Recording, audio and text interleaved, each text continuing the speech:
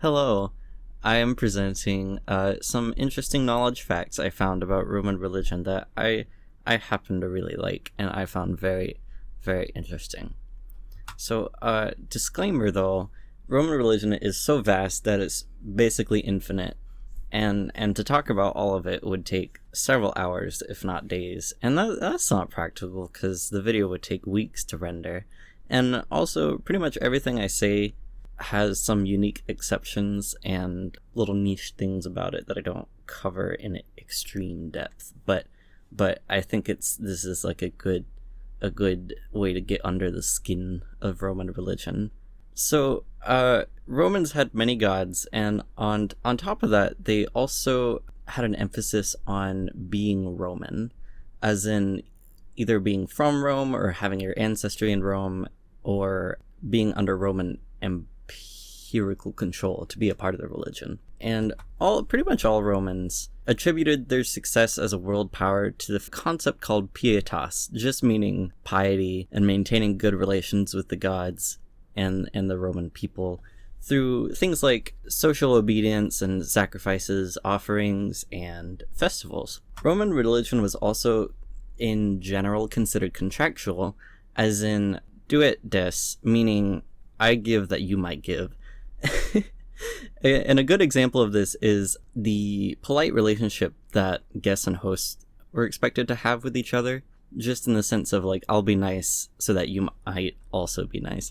And a good example of this, I think, is when, as a child, I used to give my figurines to other children with the expectation that, without asking for it, I would receive all of their snacks. And I did. So many saw religion as a form of social order, like Cicero, and that is some general presumptions to be under when talking about Roman religion. So now let's talk about some origins. Alright, number one is the Etruscans, from which Romans basically copied everything. One of the things that survived from Romans to Etruscans, or Etruscans to Romans, sorry, was divination, which is basically just trying to find out the future from things like animal guts and bird patterns, rather than the normal fortune cookies. So the main difference that I could find in my research between the Etruscan divination and the Roman divination is that Romans would try to find kind of vague, not very serious answers to questions or the future or whatnot, but Etruscans were very specific and very, very faithful in their divination. And a cool word is augury, which just means interpreting bird patterns for fortune telling. Another thing the Etruscans gave to the Romans were a lot of their gods, namely the main gods, which we'll talk about more in depth later. But according to my research, one of the things Etruscans especially gave them was to think of their gods in human forms, like this terracotta of Tinia, which is the original Jupiter, basically. Once Romans were introduced to this idea of human-looking statues and representations of gods, they sort of related to the gods more on a human level and became a little bit more like the Greeks in that sense of basically putting their humanity into their gods. So now let's talk about some of the Greeks. As is well known, Romans also basically copied the homework of Greeks in terms of their gods and myths and some traditions and things like that. And the fancy word that Romans had for this was interpretatio Graeca. I know I butchered that. It really just means copying the homeworks of Greeks and changing a little bit. One of the things that they didn't like copy necessarily, it was certain gods like Apollo that just didn't even get their name changed, and certain mystery cults and little religions like that just came through unfiltered and unchained. So let's talk about some influencers that happened in Rome's history. So one of them that often gets lumped in with one of the biggest influences on Roman religion was Numa Pompilius, who created Mos Majorum, which just means traditions. He created things like the Pontifex Maximus rule, the religious calendar, and certain religious groups like the Vestal Virgins, the cult of Mars, and cults of people like Jupiter and Romulus and Quirinus, which is a strange little god that gets associated with Mars and Romulus both. It could be argued, though, that these things come from previous history of the region, such as the Etruscans.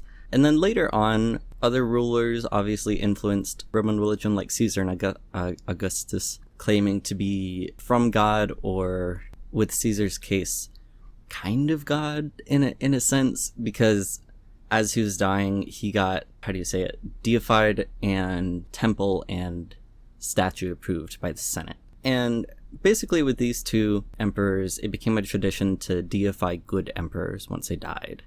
And then, of course, you have other Roman leaders like Nero and Constantine that later influenced religion, but we'll talk about that in a little bit. So here are some neat traditions I found that I didn't know about.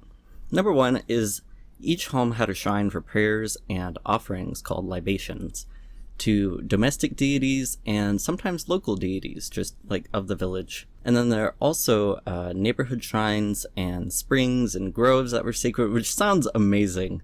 That sounds awesome, just to be able to walk outside and and to walk a little bit, and there's like a sacred spring or whatever with statues or shrines. That's pretty cool. And something else I didn't know was that pretty much everybody participated in religion in the Roman regions. I didn't know this, but apparently children, slaves, and women were all participants. Everybody was expected to participate. Women, for example, formed the Vestal priesthood that tended to Rome's sacred health, basically until Christianity came along. And then you have this one exception where only the elite would really be priests or like really religious leaders like that. So now let's talk about some of the gods. So a lot of them, like I said before, were from Greece and Etruria, Etruscans. And I'm only going to talk about a few because, mainly one, three, four. And that's because there are basically an infinite number of gods, given the fact that many Romans had, like I said, local deities, domestic deities, just gods for everything. And I like to think of this as a multi-tool, where but it's infinite. There's an infinite number of multi-tools in the one multi-tool for basically any purpose. If you can think of something, the Romans had a god for it. That's the moral of the story. So let's talk about one of the important ones, which is Mars, the son of Jupiter and Juno. Now, Mars was very interesting because he was copy and pasted from Ares, and it's supposedly the father of Aeneas, Rome, and Romulus/Remus. Supposedly the father of all of that, and on top of that, some sources say that Romulus became Mars when he died, so very interesting. He was regarded as the god of war and agriculture, and worshipped in March and on the Campus Martius, just a field of Rome. Nice little note, I didn't know this, but apparently he was also associated with protecting the people from disease. And the way that they combined all these ideas into one god was having Gradivus, who was angry and started wars and was basically on the attack. And then you have Quirinus, whose name comes from a Quirinal village who used to be a separate god.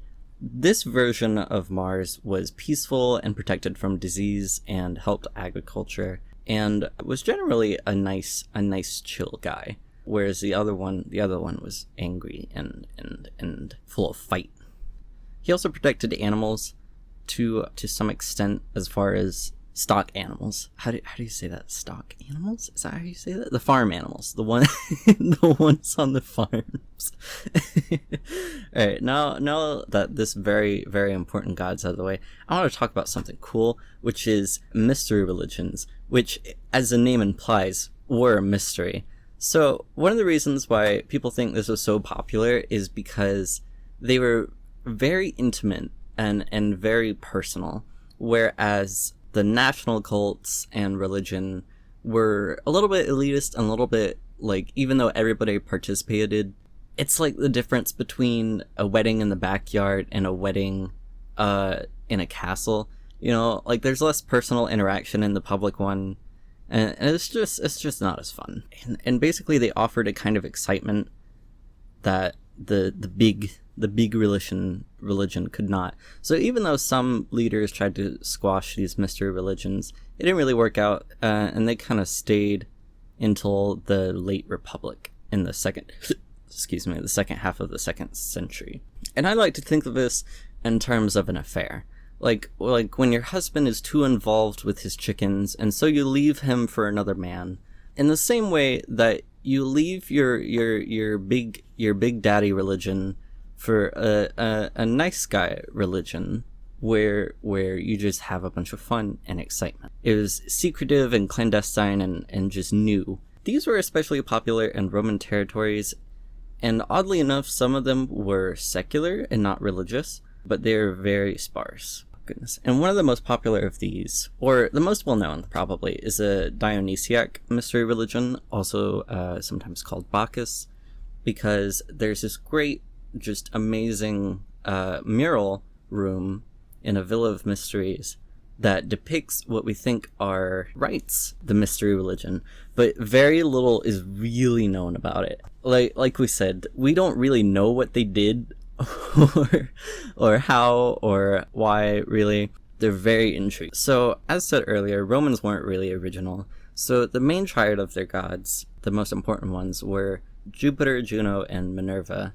Jupiter coming from the Etruscan Tinia and Greek Zeus, Juno coming from the Greek Hera and Etruscan Uni, and Minerva coming from the Greek Athena or Etruscan Minerva. And these are very interesting because Romans didn't usually worship their gods in triads, but the Etruscan tradition kind of carried over. And I thought it was very interesting how the Romans managed to copy both from Etruscans and Greeks.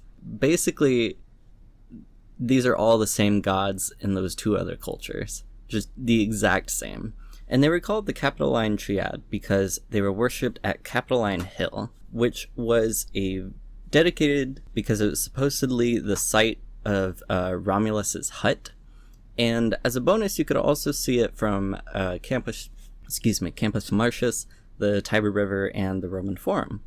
On this sacred hill, Lucius Tarquinius Priscus, the 5th king of Rome, decided to initiate the temple, but it was completed, actually, by Lucius Tarquinius Superbus, 7th and last king. And so Capitoline Hill therefore became where the Roman Senate held their first meeting of the year, and where any triumph of the empire ended. And it was just all around super important, probably the most important temple they had. But it burned a lot. So we don't have anything left of it. Basically, it burned like 5 times and got destroyed, and then it was vandalized. And then due to Christianity in the late Roman history, it was really just abandoned, and we just have rubble of it. But it was thought that, unlike other temples, it had 3 rooms or celi, to worship the 3 gods. And then it was sacked, and the stones were reused for other things. The only way we really know these structures is because they were recorded on coins, and as of today, the site is occupied by a piazza designed by Michelangelo. So now let's talk about another type of god, which was the emperors. So Julius Caesar was the first to call himself a divine son, mainly claiming his lineage through Venus, and getting the Senate to approve even before he died, building him a temple and a statue. After his death, the Senate deified him for his great earthly deeds. And then Augustus, of course, renamed himself and called him also a divine son, or Divi Filius, because of Caesar's starting of the tradition, basically. And the reason this kind of tradition continued, I think, was because there was an idea in Greece where if somebody saved you or just did you a good turn, then you were obligated to honor them. And so it became very similar in Rome, where the Senate would deify the emperors after they died, but only as long as they did really good things for Rome. But they weren't necessarily worshipped or prayed to in the same way that the big gods called dei were. They were more so venerated and appreciated and called divi. The divi lived in the Hall of Fame. It included Rome herself and the general spirit of the Roman people as well.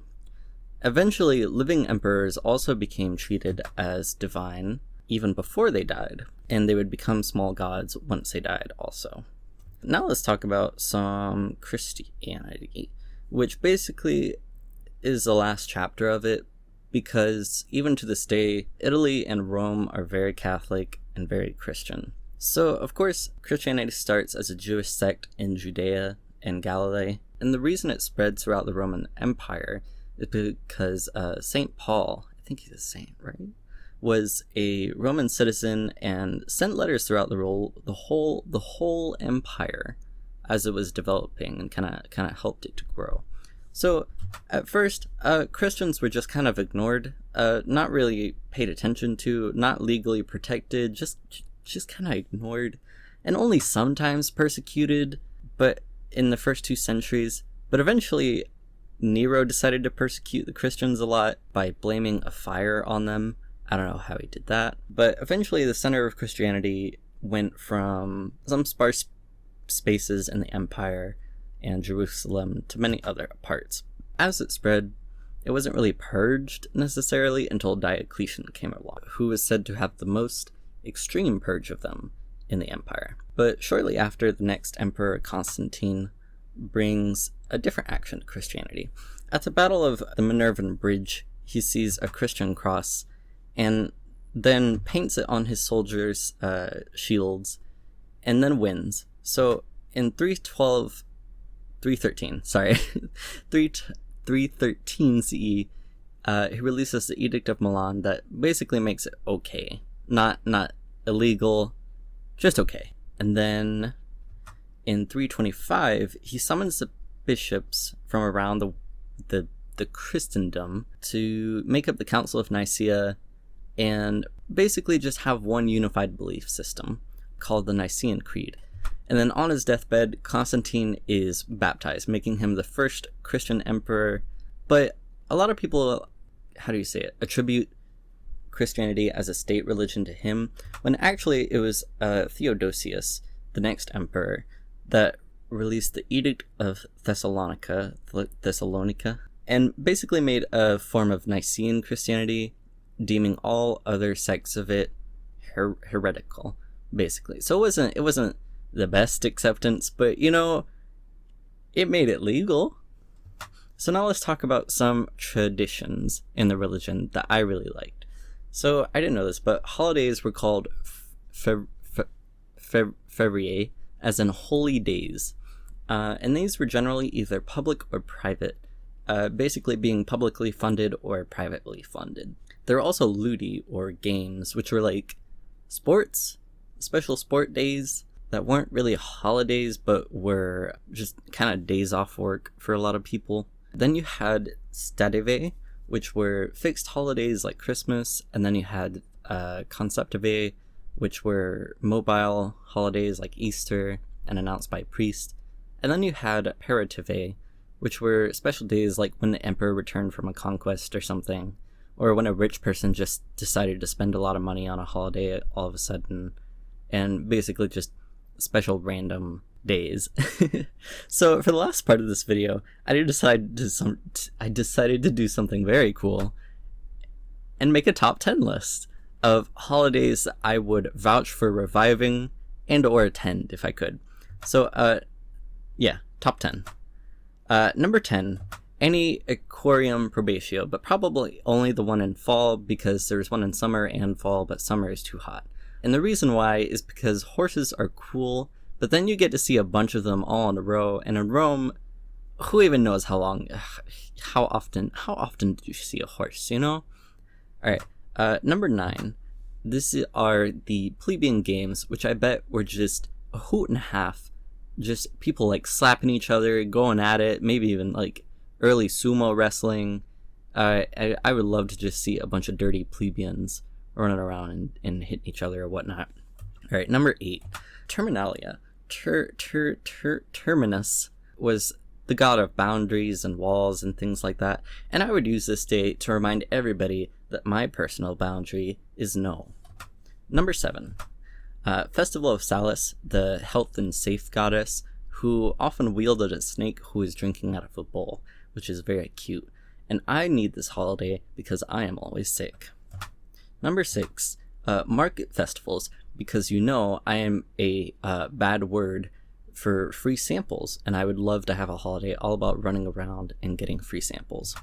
Number 5, Juturna's feast, because Juturna was the goddess of fountains and little waterworks, and I bet there was a lot of splish splashing around in fountains and a lot of ancient slip and slides, and I want to do that, and probably like grilling food on the grill, and a lot of going to the hot dog stands of ancient Rome, and I want to do that.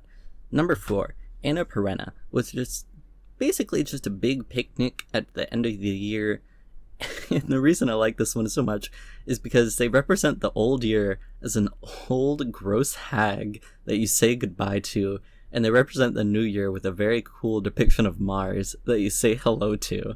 That sounds amazing. Who wants to say goodbye to the new year with like champagne and snacks? I want to say goodbye to an old hag. Number 3, we have Fornicalia, which is not lewd, but actually just about bread, because that was a goddess of bread, and I would love a holiday all about making bread and eating bread. I like bread. Alright, number 2, we get to some real juicy ones in these last 2. The Lupercalia Festival, which sounds just amazing in every way. So the citizens of Rome would go to the cave that Romulus and Remus lived in with their wolf mom to sacrifice a goat and a dog. And then they would cover 2 frat boys basically with the blood and let them loose in the streets to whip random people to try to make them fertile. I don't know what else would inspire me more to have children than this. Alright, number 1, which probably everybody talks about, is Saturnalia, because it was basically like a passive aggressive and just slightly gentler purge. So this holiday, interesting enough, was varying from 1 day to 3 days to 7 days, with different emperors trying to change the days so that people would be less chaotic. But who doesn't want to party for a week straight, am I right? So on this holiday, however long it was, slaves were freed, and then out of jokes and gaffes and giggles, every now and then masters and slaves would trade roles, just for funsies, I guess. And then apparently they would also select a fake princeps for the holiday to decide on like mischief and whatnot. And they would choose this person not only from the runt of some families sometimes, but just like the lowest of the low. There's the worst person in the village they would choose. And this guy would just decide on pranks and probably just say they need more alcohol and things like that. And during this time, it was generally just a good time. People would give each other gifts, they would gamble, they would drink, they would eat, they would be rude, and just have a good time.